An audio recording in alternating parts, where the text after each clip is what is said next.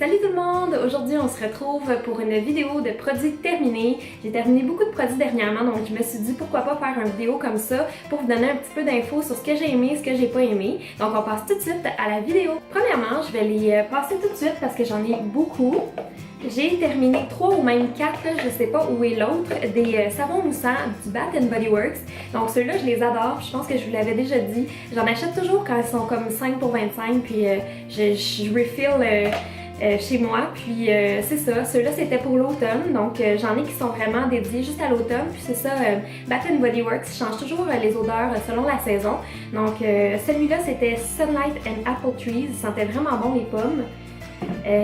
Celui-là c'est comme un classique, je pense qu'ils l'ont à longueur d'année. Celui-là c'est le Peach Bellini, si vous connaissez pas, c'est comme mon préféré, je conseille vraiment d'aller le sentir puis de l'acheter aussi.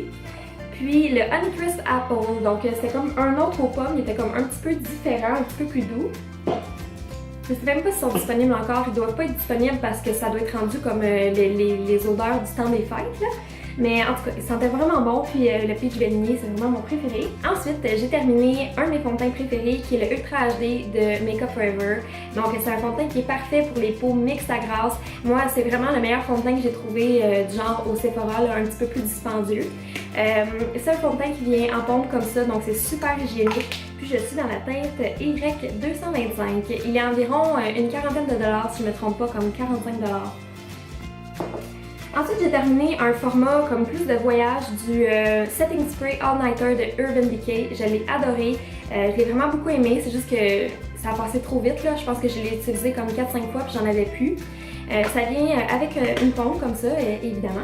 Puis j'ai trouvé que la brume qu'il faisait était vraiment comme super légère puis super égale, si je peux dire. Tu sais, j'avais pas l'impression d'avoir des spots de brume dans le visage. C'était vraiment super léger, je sais pas comment le dire là. C'était vraiment un setting spray que j'ai aimé.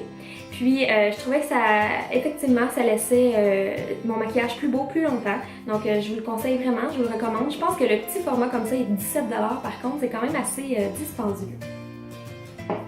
Ensuite, j'ai terminé, comme toujours, mon soin hydratant pour le visage. C'est le soin hydratant compensateur Sebium Hydra de Bioderma.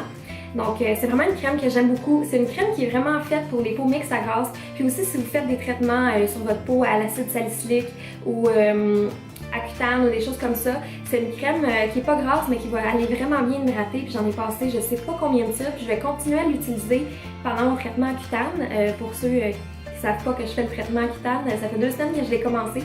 Puis je vais continuer, je crois, à utiliser cette crème-là parce qu'elle est vraiment faite pour ça. Puis à date, ça m'a vraiment aidé à garder ma peau hydratée pendant le traitement. Puis ça, je crois que c'est comme environ une vingtaine de dollars si je me trompe pas.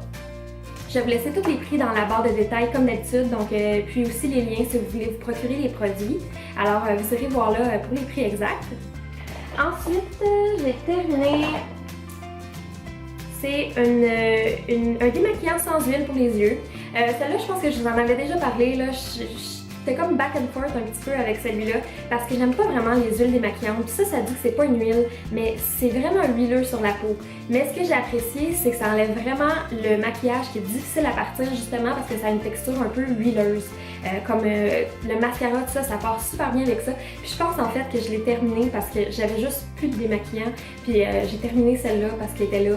Je me la reprocurerai pas parce que je l'ai pas vraiment aimée. Mais tout de même, ça enlevait le maquillage qui était difficile à partir. Ensuite, j'ai terminé un produit que je n'ai pas aimé.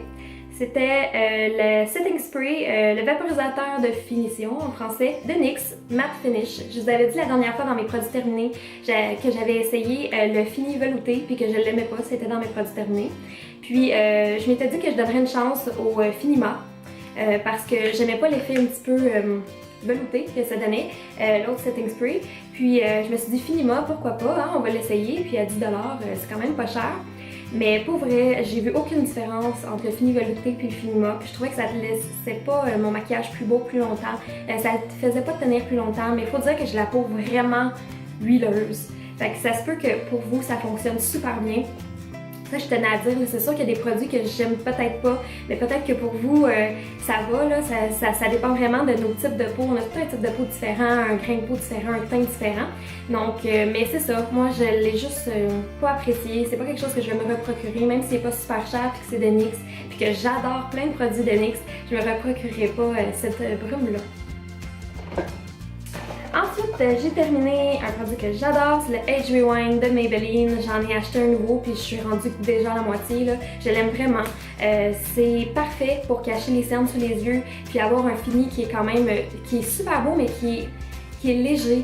C'est ça que j'ai de la difficulté à trouver puis qui craque pas sous les yeux. Parce que souvent les cache-cernes qui sont plus épais vont venir faire des craques sous mes yeux. Puis celui-là, ça le fait pas parce que le produit est super léger, super fluide. Puis la manière qu'il sèche est super souple. Donc c'est vraiment quelque chose que je vous conseille. Il y a plusieurs teintes. Celui-là, c'est celle-là qui teint un petit peu plus sur le jaune. Je sais pas si je peux trouver l'info. En tout cas, le neutraliseur. Donc c'est le neutraliseur que je préfère parce qu'il y en a un qui est un peu plus rose.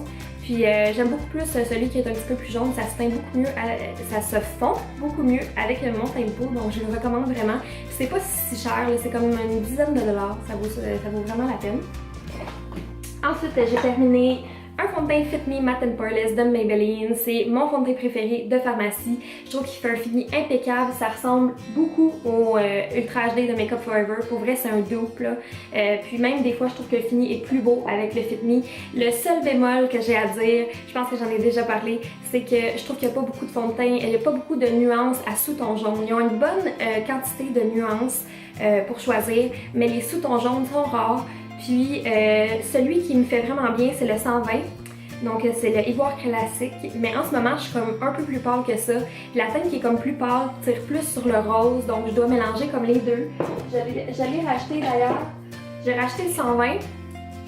Puis j'ai racheté le 110. Mais le 110, c'est porcelaine. Puis il est vraiment plus rose.